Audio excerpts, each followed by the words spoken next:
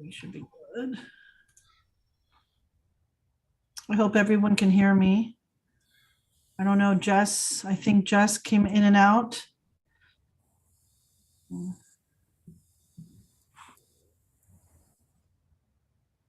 We should be good.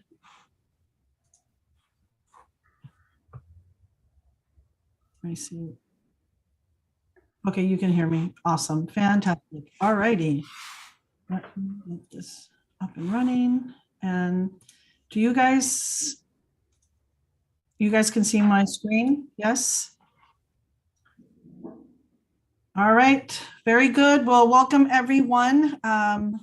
This is my weekly call on how to get your first multifamily investment deal.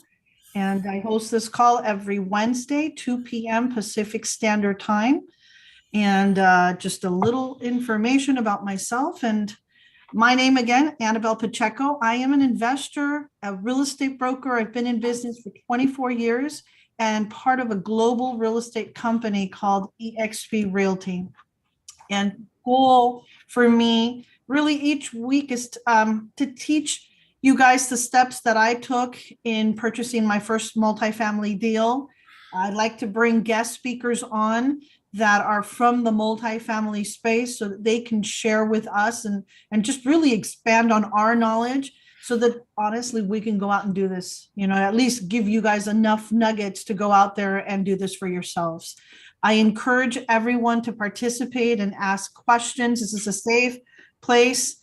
It's just a platform where, everyone can share information and we can learn from each other. I want to disclose that I'm not selling anything and I'm not offering anything. I'm just, and I'm not a financial advisor. I'm just sharing my story, the steps I took and kind of what I've gone through up until this point with multifamily, just sharing that story with you guys. Now, a little bit about myself. I started in the mortgage industry back in the mid 90s. And I probably in those days was doing a lot of FHA loans at 9 and 9.5% interest rates, which is pretty crazy because today, we are at 4% and we're coming from a market where we were at like 2.5%. Well, I was refinancing a lot of clients at 9.5% because many of them in those years had variable interest rates. And so the rates just kept going up and up and up. And it was better to have a fixed, just, when you go to bed at night that your mortgage payment is an X amount of number and not worry, that every month the price is going to go up or the payment would go up. Let me let a couple people in. So anyway, did that and got heavily involved in rehabbing and flipping properties. I've probably done over 100 properties throughout my career. We did that for many years and managed some of the 2 to 4 units that we had purchased back in the day, and then just turned around and sold them. And in 2001, we decided to deviate a bit and built a 150 capacity restaurant from ground up, staffed of about 15 people, which included managers, chefs, and servers. So that was a wonderful life experience, but very happy when I was able to hand over the keys to the new owner. Very, very sacrificing and just a stressful business, not my thing. And I know that everything in life has stress and we all have stress, but the real estate stress is just so much more, I guess, bearable than a restaurant if you don't have that passion. Anyway, the last 10 years, I have focused my business in representing clients in residential and commercial real estate and purchased my first multifamily deal back in 2015, and I purchased it in Texas. And really at this time, after so many years being in business and really just being involved in the rehabbing and flipping, and it was just a constant turn, I was really looking for a way to create cash flow and generational wealth. And I think that at some point, everyone on this call is looking to do that as well, right? It's great if you can find a flip here and there and you make some money, but at one point in our lives, there comes that moment where you're like, okay, I want something that's just going to produce that cash flow and give me that generational wealth. So I thought to myself, okay, how can we make our money work for us, right? And I'm sure many of you think of that as well. And here's some of the reasons why I invested in multifamily property. And really, I hope it inspires you guys to do the same thing. So, number one, I was looking for cash flow, right? And multifamily truly allows you to do that if you buy a property that makes sense, right? If you've done your due diligence and this property makes sense, at the end of the day, your rental income minus all of your expenses would equal your cash flow. Number two, I thought, what a cool way of having your tenants pay down your loan, right? You don't even feel this because there's in multifamily, you have so many doors, and those doors will cover more than cover that mortgage payment or the debt service. Number three, it was the appreciation, right?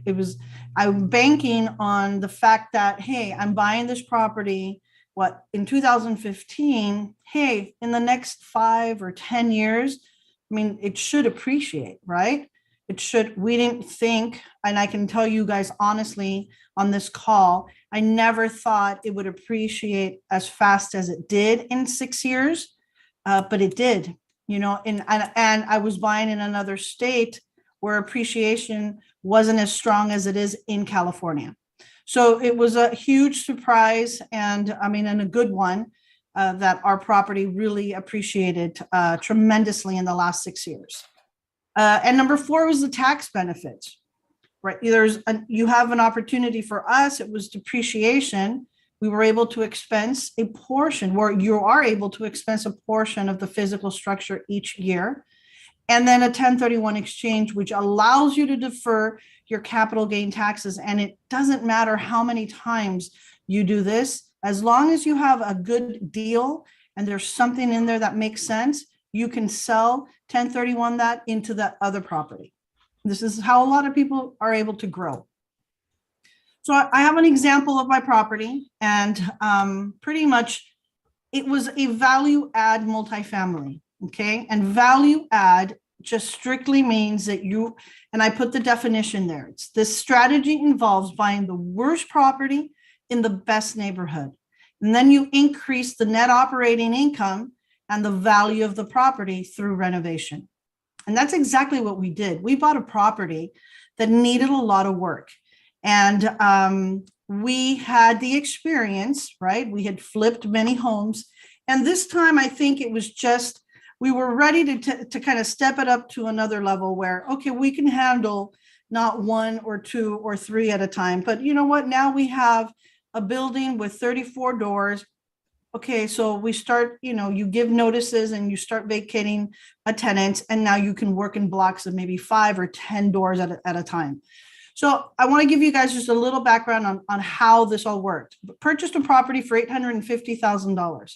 And the seller happened to be an agent. He had listed this property, and I was a buyer who happened to be an agent looking to buy a property, and expressed a tremendous amount of interest, saw the property, and just pretty much straight out asked the seller if he'd be interested in seller financing. And he agreed to seller finance. And that really was, like, for me at that moment, it was huge. I was ready to go through the loan process, but the loan process is not an easy process. If you've never done it, it's, there's a lot of steps involved. And I kind of felt like, man, if this seller is allowing me and giving me that opportunity, I'd rather do it this way.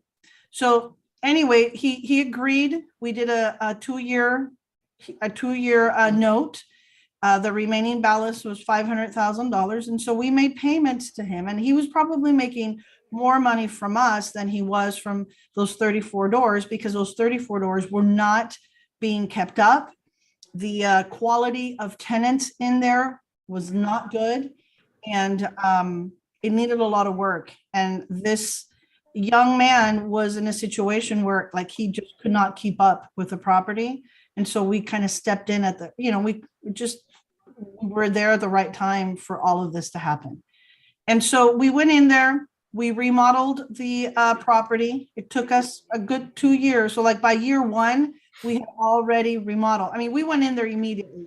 30 days into this, as soon as tenants were vacating, we started remodeling doors, and pretty much went in there in groups. I think we were doing between 5 to 10 doors at a time, as you know, as fast as we could get the work done.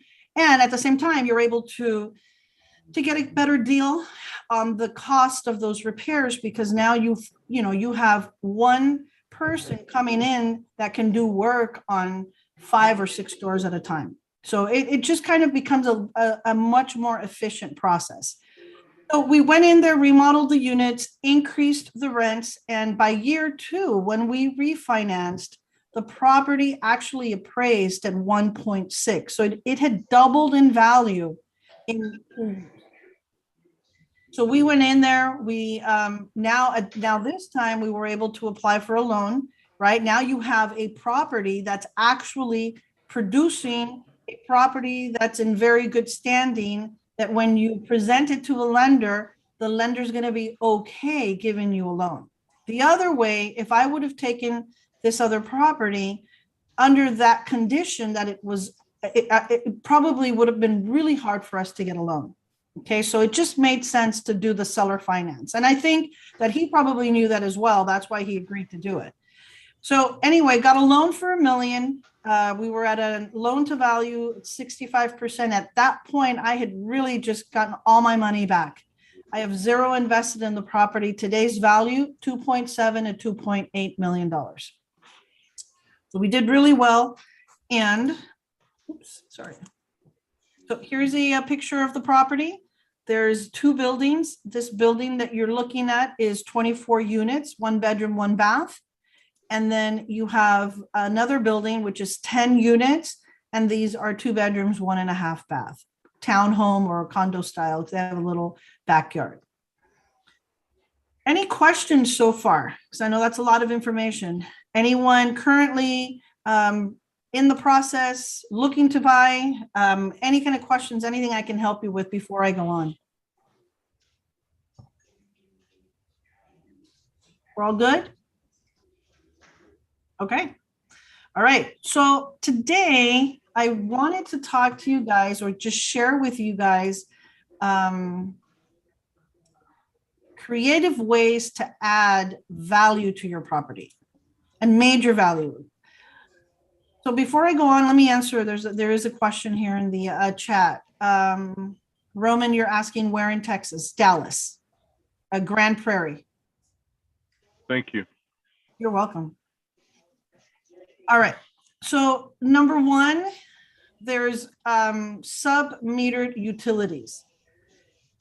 If you've not been around multifamily, a lot of tenants, they just don't care. They don't take care of stuff, and just like I think even in single family residence, sometimes you come across tenants that don't take care of the property. And so the beauty of the SubMetered utilities is, a lot of times tenants leave their windows open, right? And the heater is on and it's just blasting in the winter. And I mean, I have definitely been there where they have the heater blasting and the front doors open because it gets so hot in there. But hey, you know what? They're not paying for the bill, so it's okay. Tenants, a lot of tenants, they don't even report when there is a toilet that's maybe constantly running and there's a leak. They don't report it, right? And really, depending on the mechanics of the property, submetering can be one of the largest value add activities. And a lot of times this will just save you a tremendous amount of money. Number 2, washers and dryers. I can tell you guys that I'm seeing this happen right now a lot. The adding of the washer and dryer could net you anywhere between $40 to $75 per month on income per unit. Okay, so this is a way of creating that additional value, right? Anything that's going to give you additional income, that's what we want to do. Can I ask you guys to yourselves? I don't know. just out of courtesy for the others. Thank you. The other thing is LED lighting. If you're a long-term buy and you hold, right, if you like a hold investor, LED lightings in common areas is a must. I mean, it uses very little energy. It's going to save you a lot on the utilities.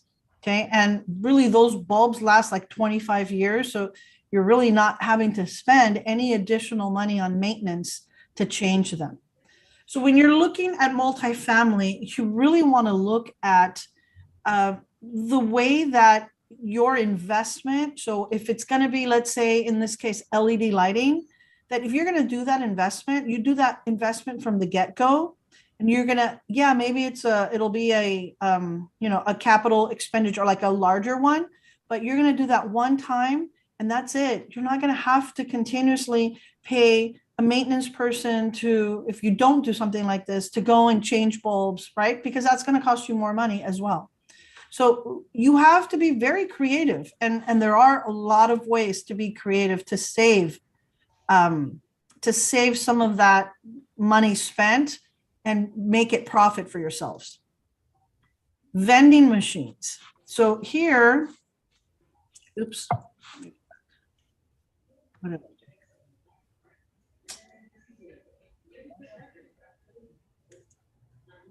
Sorry about that. So vending machine.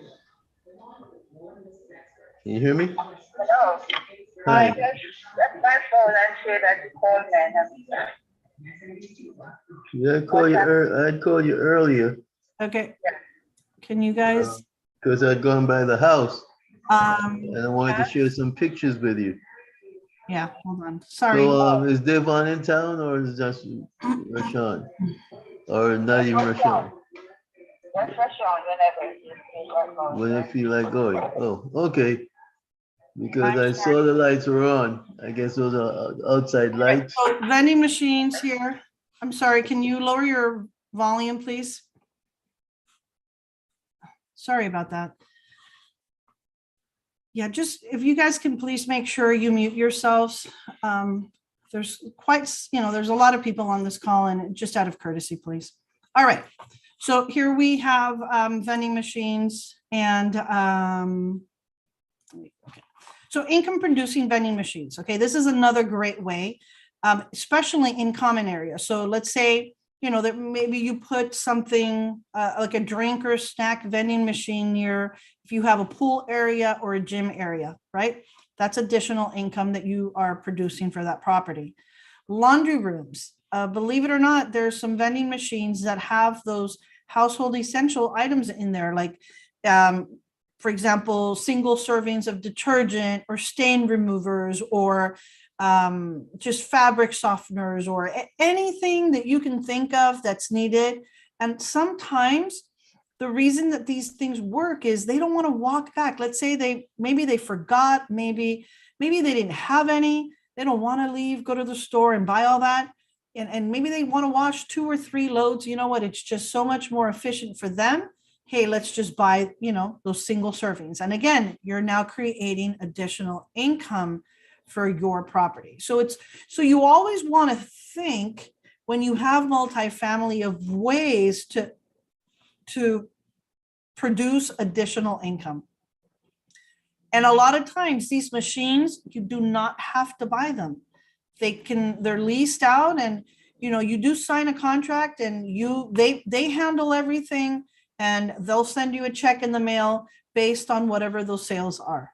So you don't have to worry about if it breaks. You don't have to worry about if it's empty. They're out there on a weekly basis, making sure that it's loaded with all the stuff that you need and that it's in working condition. So a lot of and really, if you think about this, this is another way of producing income without you having to spend any money to actually create that income. There are companies out there that offer you this service. Okay. Garage. Now that garage parking or just additional parking, this is another way of creating income. A lot of times people have more than one car, and usually on on the lease, and I can tell you on my particular lease, they would get one parking, the one bedrooms would get one parking, but maybe they have two cars. So this is an opportunity where you can actually charge them a monthly fee to have that additional parking space. Now, the other thing that we did a lot, and you don't get everybody, not 100%, but you will get some that want like reserved special spots. And those you can charge a little extra and they have their spot, right? So they don't have to deal with parking. If you've got 34 doors, you can imagine, there's going to be a lot of cars, and maybe you get home when it's already full. Well, guess what? With prime parking, you don't have to worry about that. You're making that monthly payment to secure that spot. And this here is additional income. And I'll just kind of give you an average, like parking. If someone wants an additional parking space, that could run between $20 and $30 a month. And if they want prime parking, maybe $50 a month. So if they're paying, I'm just going to throw a number out there. Let's say they're paying, $1,100 a month on rent. Well, now if they get parking, you're looking at another $50 a month. And that's huge. This is how you create value. This is how you add value to your property. Any questions so far?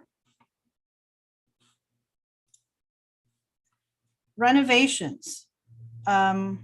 This is definitely, I would say, a very important part of multifamily, right? Because if you renovate, you're able to improve the condition of the property and you're able to increase the rents. No doubt about it. It's something that needs to be figured in, right? When you purchase a property, those renovations have to be factored in pretty much with the price that you pay for the property. So when you do your numbers, and let's say you're buying a property for, and again, I'm just throwing out a number, $1 million, and you need to spend another $300,000 into that property, you got to make sure that it's gonna support those $300,000 that you're gonna invest in this property, will support it by the rent increases. Number 8 is trash pickup service. This is really, believe it or not, this is something that works, and you can make, again, we're finding, this is for you to be creative. I'm throwing out these ideas because I think that, believe it or not, the more creative you are, the more income that you can produce on your property. So you have everyone, at least 34 doors plus usually has a full-time maintenance person on property, right? You can utilize this person to provide this service of, let's say, trash pickup. I know I have had friends in the past that, they've had tenants, and this is one of the reasons why I put this in here, that they don't want to carry those large bags. They don't want to go to the trash bin. And the trash bin's not like downstairs or like just right there. It's sometimes like at another corner, right? It's a walk. And what we've done, and a lot of other friends of mine, is that they offer the maintenance guy. We have the maintenance guy offer that pickup service of the trash. So all they have to do is, let's say you pick whatever day the trash is going to stop by, if it's Tuesdays or Wednesdays or whatever it is, you pick that day, they leave their trash out, and the maintenance person will come by and pick up all the trash and just take it to the dumpsters. And again, here you're charging somewhere about $20 a month. If you're paying now, they're paying $1,100, and this person happens to have their prime parking spot, and they also want to have their trash picked up, you're creating an additional $70 a month from them just for offering this service. And it makes sense. And your in-house maintenance guy is already there. He's usually salary. So it's great. It's a great way to, again, find that way to produce additional income. And a lot of the residents, believe it or not, they love it. They're totally open to it, and you can tailor it and you can offer it however you want. If it's on a weekly basis, if it's maybe twice a week, whatever it is, I can tell you that residents love it, and it's a wonderful option to give them and a great way to generate additional income. So up until now, there's 8 different steps that will create additional income to your property. Pet, more than likely in any of these multifamily properties, pets usually will have an additional fee, and it's a monthly fee. And again, it's whatever you feel that you could charge in your market, in your area. I would say you're looking at about $100 a month for a pet. Personally, I did not want pets. For me, I was out of state. I needed to keep things to, as low maintenance as I could. We allowed pets at the beginning, and we saw how they just, the tenants, again, they don't, I'm not saying all, but the majority of them, they don't care. They don't take care. And so it was just getting really dirty. They wouldn't pick up after their dogs. And it just got to a point where we're like, you know what, no more pets. And I'm not there. Other tenants were complaining. And sometimes you just, it didn't make sense for me. But if you want to have pets, it's another way of creating additional income.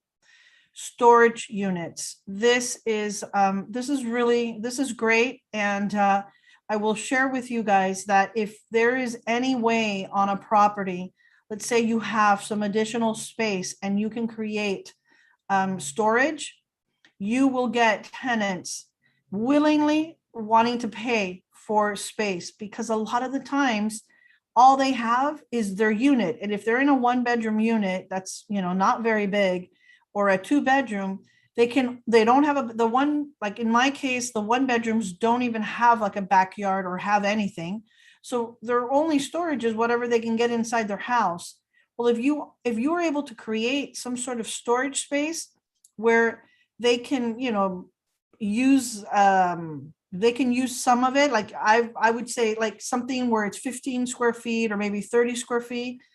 You guys can rent that anywhere from, $19, $20 to $30 a month for them to put stuff away and not have it, maybe in their living room or maybe in their closets. So it's huge.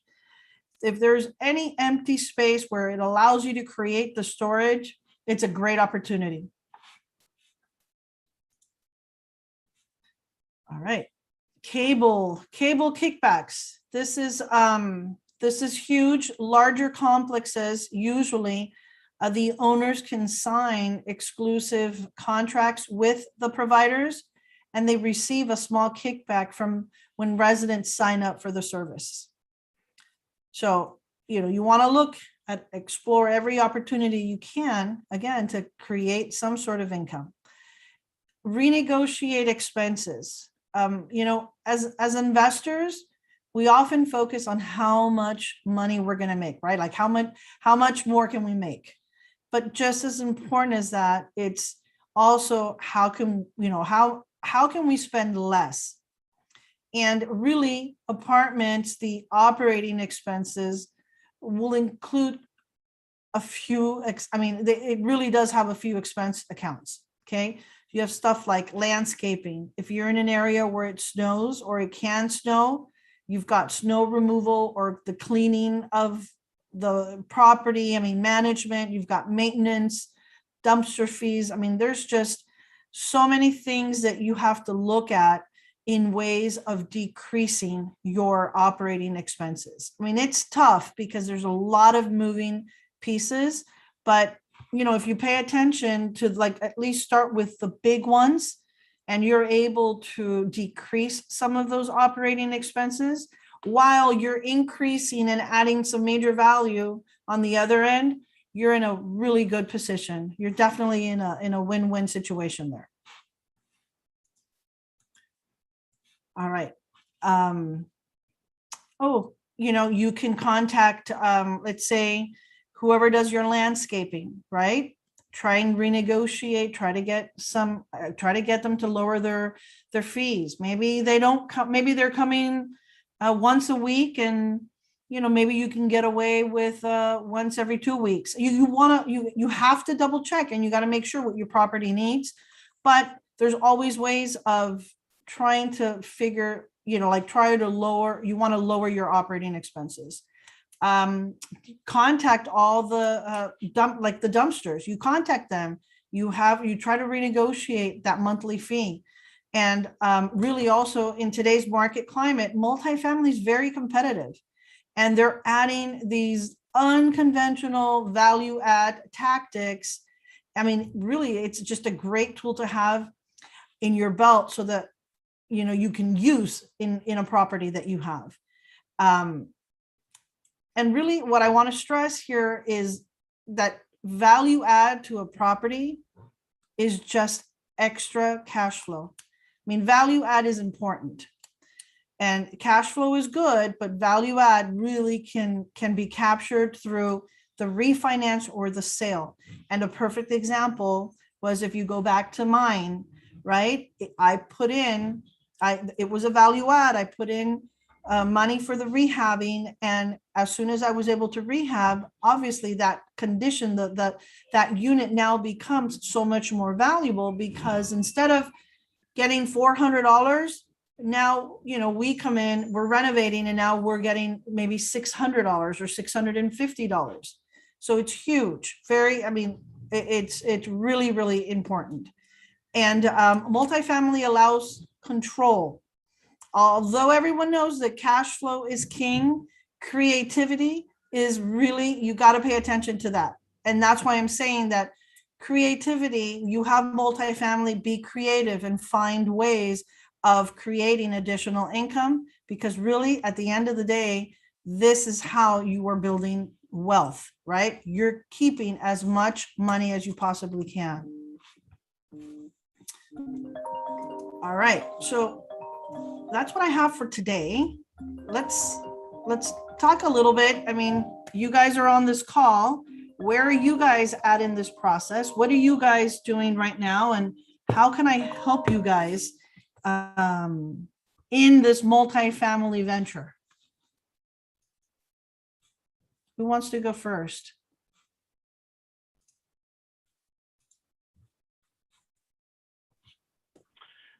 I have a question, Annabelle. Is there a way to divide your capital expenditures and make them into, repairs? Is that a possibility? Like, for instance, if I'm remodeling a unit, can part of that be repairs and part of that a capital expenditure? So let's see, how would we do this? So you're saying you have, is it multifamily? Is it one unit? Yeah. It is. How many doors? Multifamily. An example would be a 5-unit multifamily, and maybe I need some deductions that I don't want to depreciate over 20 years, so I want to accelerate that. Can you make that into repairs? Have you found that there's leeway, or is it just not really worth in your particular situation? Maybe not something that's worth your time, because you're dealing on things on a much bigger scale. Right. And I knew that I was going in at a larger scale. Like, I knew that it wasn't, a one door at a time thing in order for me to increase the value. And really it was to increase the our net operating income. We had to go in there and really put in all that money in now to create that immediately. So I'm not sure. I mean, really, I think that would be more on a tax, like a CPA question. I'm not sure that I'd have an answer for you if you're able to spread it. I don't know. Yeah. In Texas, I've seen that San Antonio is really growing. San Antonio has really, there's some beautiful properties over there, and it seems like it's appreciating. But the style of the apartment buildings, there's not a lot of more modern apartment buildings. Everything seems really old. but it seems like a great area to invest in if you can find something. Would you agree, being familiar with Texas? Yes, and I'm actually invested in El Paso, and I'm invested in Houston. I am familiar with San Antonio, and I think that, yes, we are coming across older property. But hey, if you can pick up an older property at a good price, then there's that opportunity there for the value add, where a lot of, I mean, and then this is just straight across the board. Even buying 200 plus doors, they're going in and rehabbing. They're all old apartments. Yeah. They have not been rehabbed. And so they're doing those major capital, they're taking those, I mean, they're really doing the capital expenditure from the beginning and going in and just fixing as many units as they can get their hands on immediately. Great. Thank you very much, Annabelle. Appreciate it. My pleasure. My pleasure. Any other questions? So anyone on this call currently, I mean, Roman, you said you have 5 units. Anyone else on this call involved in any kind of multifamily, either via a syndicating or just yourselves? 2, 4, 5 plus units? Okay. You guys looking to get involved in multifamily as just yourselves, or are you guys looking to join a syndicating group? Give me some feedback. Hey, Annabelle. Hi, Sean. Yes. Yes, yes to both questions. Yeah. I'd like to get myself in a spot where 2023, either I can do it myself or get in a syndication group, and then 2024 build on that, you know, or however long the investment is. I mean, normally those are like 3 years, 5 years, whatever. Right. But turn it into, because it's just me, myself, and I. So I'm able to travel a lot lighter. But as a retirement plan, Mhm. you know, get myself to a point where I can generate, my net worth is no longer dependent upon me working, that it's, you know, income is coming in consistently. You know, I don't need $1 million a year, but it would be nice to, you know, I'm a photographer. It'd be nice to travel. It'd be nice to do whatever. And conversely, when I get to the point where I just can't do it, it would be nice to have the stuff there. So, you know, I mean, I'm networking and I'm doing the stuff for me, but I'm also trying to be a sponge right now with you and Bill and, you know, other players to be named, to get myself so that 2023 I can start being smarter with the money and convert it to whatever. I mean, right now it's not multifamily, I don't think, but I'm kind of looking at 2023, finding, you know, a condo complex or something where there's like 2 units in the same area. Buy one, get one, live in one for 3 years, get out of the, after the being there for 3 years, convert that, you know, redo it, and then build on that for personally, as Right. well as Building capital while you're building some capital. Correct. Exactly. And really that's how we all start. I can tell you when I bought my multifamily, maybe a year and a half or 2 before, this was, mind you, this was like short sale era. So for any of you that remember the short sale era, if I would have had a lot of money during that time, all those listings that I got, I probably would have bought them myself, but I didn't have the money at that time. I was making so many investors so rich because short sales would come on the market and I had a list of investors ready to buy. And those properties within a year had doubled in value. I mean, it was just crazy. But I will tell you, I was able to purchase a couple years before I bought my my multifamily. I was able to purchase 2 properties. One was 3 units and the other was a condo. And I was able to turn around and flip those and made a really, really nice gain, just really nice. And And I mean, almost like unreal for that market, for that time in the market. But I picked them up at a really good price. And I always say to those that don't have multifamily, get yourselves 1 or 2 good flips that allows you to create that capital. And then you'll have that plus whatever else you're doing. I mean, you can't just depend on that, but you got to do that. And then whatever else you're doing, and then kind of combine those things together so that you can go out and invest. And you got to work your way slowly. If you don't have $500,000, you don't have it. So how do you do it? Right? Or if you find a deal, Sean, I always say the hardest thing is to come across a deal. You find a deal, believe me, you will find the money. You will have someone partner up with you that has the money and you're bringing the deal. I had to do that. I did that. I didn't have all the money. I found a partner and I took the deal to that partner and I said, hey, listen, I want to buy, this is a great investment opportunity. If you put it in your credit, like you get a loan on it, let's go half and half. And we did. And you know what? I didn't mind losing 50%. It's better I make 50% than nothing at all. Oh, right? yeah. Yeah, you pass everybody on the couch kind of mentality.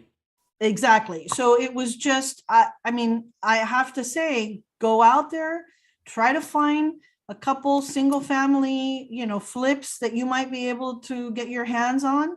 And even if you don't have the money, find someone that does, find someone that you can do this, even if it means getting a hard money loan. Remember, it's quick. When you're doing these things, you want to turn this as fast as possible. And that's how you're going to create some capital. Oh, yeah. And one of the things that we haven't had a whole chance to talk a lot, but I've got 13 years experience, Home Depot. I ran the pro sales division in San Diego. Oh, wow. Okay. Yeah, I used to manage a $55 million book. So I literally watched what these guys were doing in 06, 07, 08. And then I watched what everybody really did in 09 and in 010. But I just was never in a position, and quite honestly, my interest laid elsewhere. Right.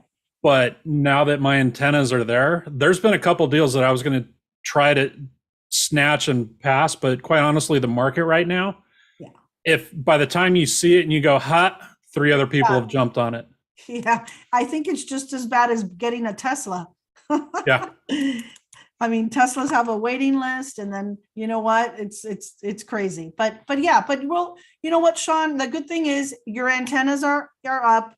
You now you have become, you're like aware of it. So when someone talks about something, right, you're much more sensitive about it, and you're going to pay a little bit more attention because, hey, there's an opportunity.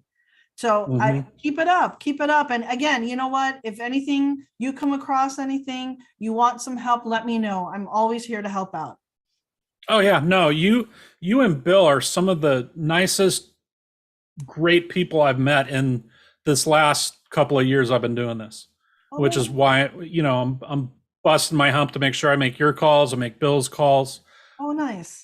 All of that just to. I'm glad. I'm happy. And really the reason I'm doing this, number one, I continue to learn, right? I'm educating myself, I'm learning, and I'm sharing it with other people that have not been able to break into that multifamily space, and if I can drop some nuggets and you guys can learn from this, you know what, awesome. I've done my good deed. And obviously I'm working hard in learning this business and growing my multifamily business, and, just getting to the point where if I'm out selling homes, it's because I'm doing it for fun, but not because I have to, right? We want that mentality of, we want to find that property or that vehicle that just produces that cash flow, that monthly cash flow for us. Yeah. But yeah, good, thanks. And if any of you are in the LA area, we are having a real estate event. It's how to thrive in real estate during this time right now, this transition. It's April 8th. if you're interested, I can put the link on here. I don't know, Jess, do you by chance have that link? Let me see if she has the link. Do you have the link, Jess? Well, anyway, just I want to share with you guys, we have, it's going to be a great real estate event. It's going to, we have a great speaker who is just thriving in real estate right now, closes anywhere from 60 to 70 transactions a year, and is doing, he works the high-end market. I mean, he works everything, 300,000 all the way to $1 million homes, and thriving in this market right now. We have Tony Robbins speaker, someone from his company that is a speaker as well, that's going to come out and just pretty much, you know, just get us motivated and get us pumped to go out there and do what we want to do. So I will post the link. I'm going to have to look for it right now, but I'm going to post the link on the chat. And if you guys, I think I've got it. Oh, can you post that on there? Like, I think so. It's awesome. I think this is it. If it's not, let people know. Let me see. Event. Yeah, that's it. Agents helping agents. Yes, it's agents helping agents. You know, we're all about just sharing and giving information. If you guys are in the LA area and you'd like to join, please, you know, register and join us. And gives us an opportunity to meet face to face. And you know what, just introduce you to other people in the industry. And gosh, guys, you never know. I'm always saying on all of my calls that it's all about networking. You never know who that person that you are talking to knows, right? That may have multifamily, that may want to sell, and you happen to be there at the right time, the right place. So don't you know, don't take these things for granted. These opportunities come up and you have to, you know, you want to be ready to take advantage of them. So the link is there. Take a look at it. If you're in the area, please join us. And let's see if anybody else have any other questions or anything they want to discuss or want to ask, or if anyone wants to ask me any questions. Thank you, Sean. We're here to help. I've found that how do I say this? I read a really good book a while back, and it basically the premise of it is if you can help someone and it costs you nothing, do it. And it was, you know, the cost you nothing thing. I mean, that you can get way into the weeds, but if you can just be nice, be nice. Because if everybody succeeds, everybody succeeds. That's right. That's right. That's right. And I think, you know, that comes with time. Not a lot of people are that way because I've been in business a long time, and it's always been, at least real estate, it's always been a cutthroat business, and it is what it is.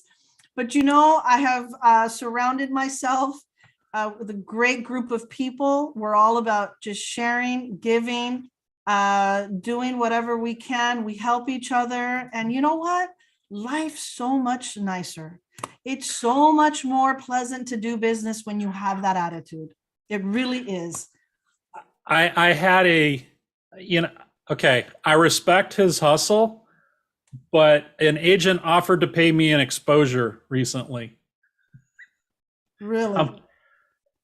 And he's doing well. And I'm like, dude, I don't know what I gave off to imply that I'm new at this, but I'm not new. And my bills and the insurance I have and my equipment to do your job where you're going to make 5 digits, whatever.